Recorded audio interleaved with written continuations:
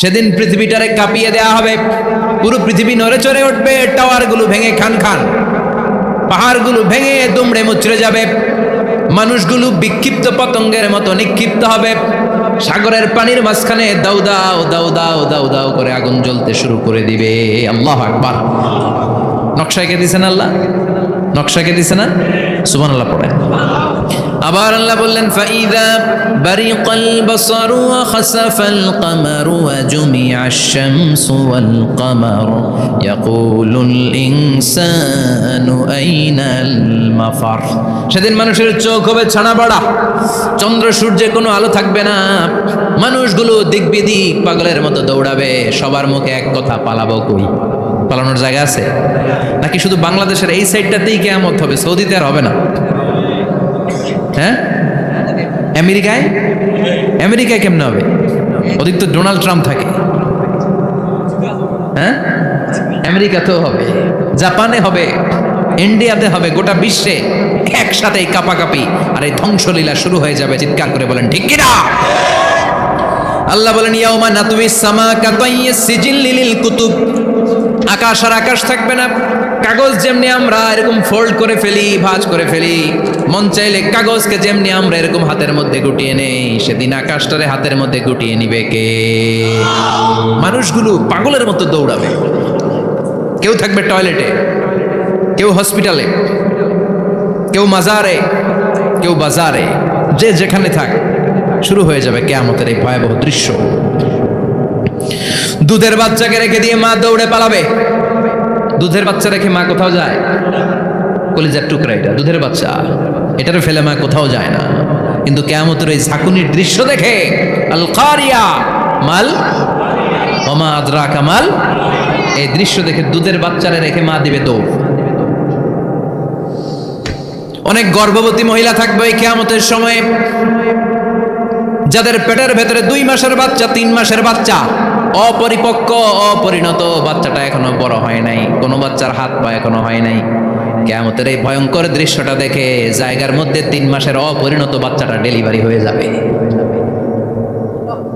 আল কারিয়া মাল কারিয়া ওমা আদরাকা মাল।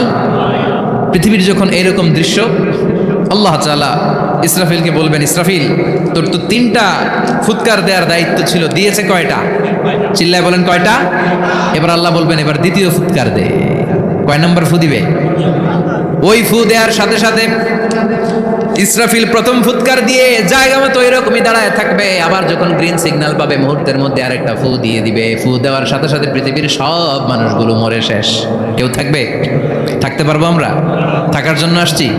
একদিন মাটির ভেতরে হবে ঘরে মন আমার, কেন বান্ধ দালান ঘর, প্রাণ পাখি উড়ে যাবে পিঞ্জর ছেড়ে,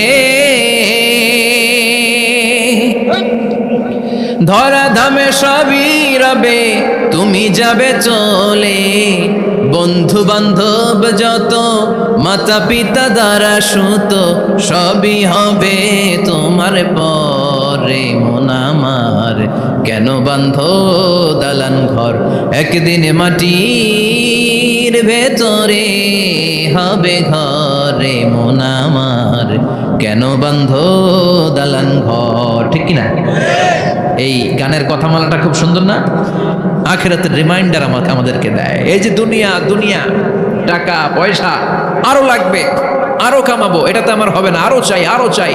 এই প্রতিযোগিতা, এই কম্পিটিশন, ওর 5 তলা আমার লাগবে 7 তলা, ওর আছে 20 লাখ আমার লাগবে 30 লাখ, প্রতিযোগিতা আছে না নাই? এগুলো আমাদেরকে পাগল বানিয়ে দিয়েছে, মহাচ্ছন্ন করে ফেলেছে। পৃথিবীটা আসলে একটা মরীচিকা, ধোঁকা, লোভ লালসা, আজ আছে কাল নাই। 2 নম্বর ফুৎকার দেওয়ার সাথে সাথে পৃথিবীর সব শেষ। মালাকুল মউত পৃথিবীর সব মানুষের রূহ কবজ করবে। আল্লাহ বলবেন মালাকুল মউত আখবিরনি মাইয়াবকা, আমাকে বল আর কে আছে। মালাকুল মউত বলবে পৃথিবীর সব মানুষের রূহ কবজ করে শেষ, কেউ নাই। মানুষবিহীন পৃথিবী, মানুষের কোলাহলে পৃথিবীটা মুখরিত থাকতো এতদিন।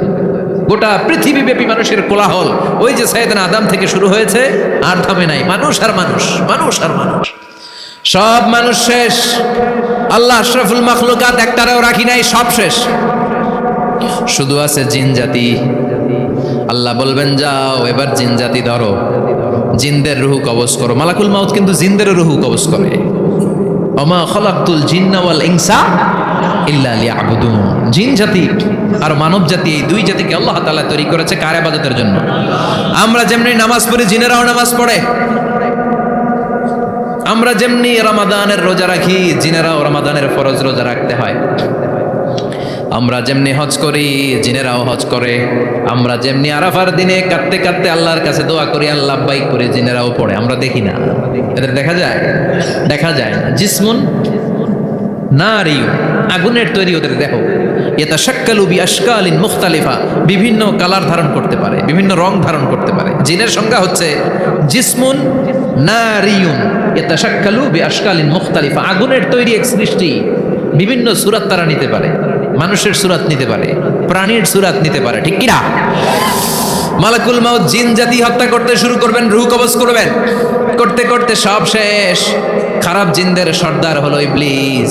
সব জিনদেরকে মারতে যত কষ্ট দেয়া হয়েছে, সবচেয়ে বেশি কষ্ট দিয়ে ইবলিসের রূহ কবজ করে ফেলা হবে। ইবলিস আর নাই, মানুষও নাই, জিনও নাই, পশু পাখি কিচ্ছু নাই। আল্লাহ বলবেন ইয়া মালাকাল মাউত আখবিরনি মাইয়াবকা, অনেক দায়িত্ব পালন করেছিস তুই। মানুষ মারলি, জিন মারলি, মৎস্যকুল মারলি, পাখি মারলি, সব মারলি, এবার আর কে বেঁচে আছে বল? মালাকুল মাউত বলবে আল্লাহ আর কেউ নাই, খালি ফেরেশতারা আছে। কারা আছে? মালাইকা। আল্লাহ বলবে যা এবার ফেরেশতাদের গোষ্ঠী শেষ কর। মালাকুল মাউত একটার পর একটা ফেরেশতার রূহ কবজ করবে, একটার পর একটা, একটার পর একটা, করতে করতে সব ফেরেশতা। ফেরেশতাদের সংজ্ঞা হচ্ছে জিসমুন নূরিয়ুন ইয়াতাশাক্কালু বিআশকালিন মুখতালিফা, আলোর তৈরি, নূরের তৈরি একটা দেহ, চাইলে বিভিন্ন সূরাত ধারণ করতে পারে। জিন আর ফেরেশতার পার্থক্য বুঝেছেন? জিন কিসের তৈরি? আগুন, জিসমুন নারিয়ুন। আর ফেরেশতা হচ্ছে জিসমুন নূরিয়ুন, নূর দিয়ে তৈরি। একের পর এক ফেরেশতা সাবার করা হবে।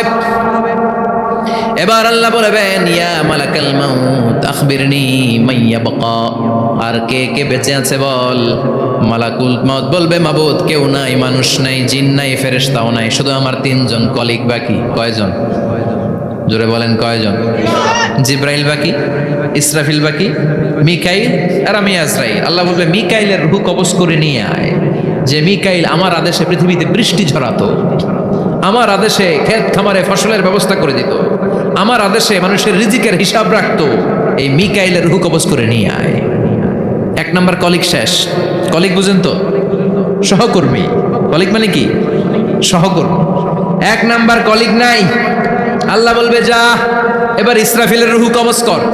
ইসরাফিল ফেরেশতা তখনও আল্লাহর আরশের দিকে ঠোঁটের মাঝখানে বিশাল সিংহটা নিয়ে তাকিয়ে আছে। ওই মুহূর্তে মালাকুল মাউত যে সালাম দিয়ে রূহটা কবজ করে ফেলবে। ইসরাফিলও নাই, ইসরাফিলও নাই। আল্লাহ বলবে যা দুনিয়ার সব নবীদের কাছে ওহী দিয়ে, কোরআন দিয়ে, ইনজিল দিয়ে, তাওরাত দিয়ে, জাবুর দিয়ে আমি যেই ফেরেশতাটারে পাঠাতাম, ওই রূহুল আমিন জিব্রাইলের রূহটাও কবজ করে নিয়ে আয়। জিব্রাইলের রূহ কবজ হয়ে যাবে। এবার তিনজন কলিগই শেষ। আছে কেউ? আছে?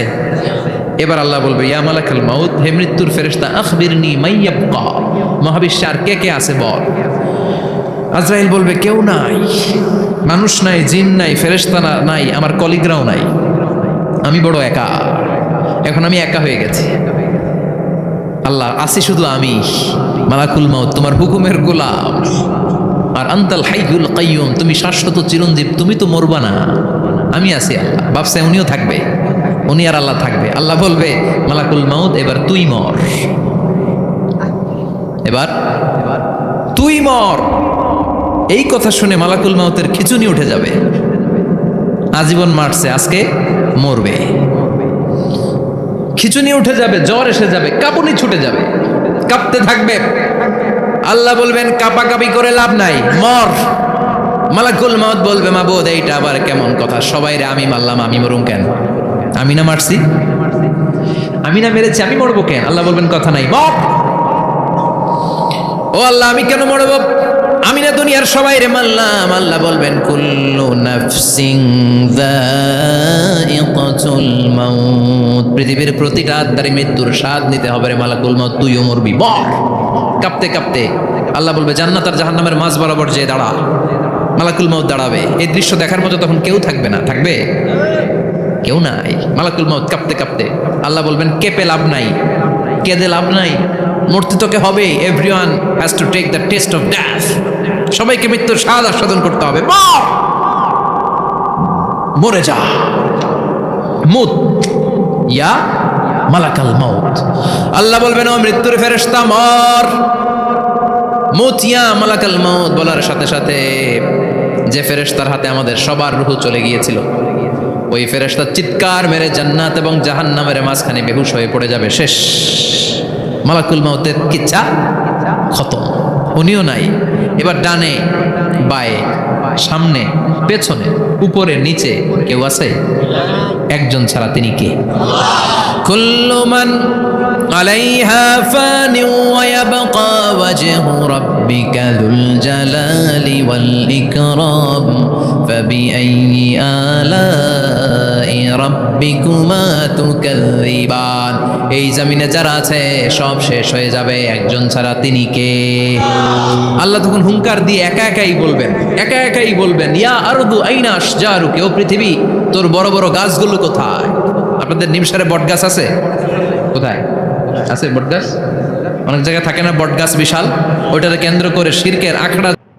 প্রিয় দর্শক, কিয়ামতের ভয়াবহতা কেমন হবে আমরা এখন ডক্টর মিজানুর রহমান আজহারি হুজুরের কাছ থেকে শুনবো।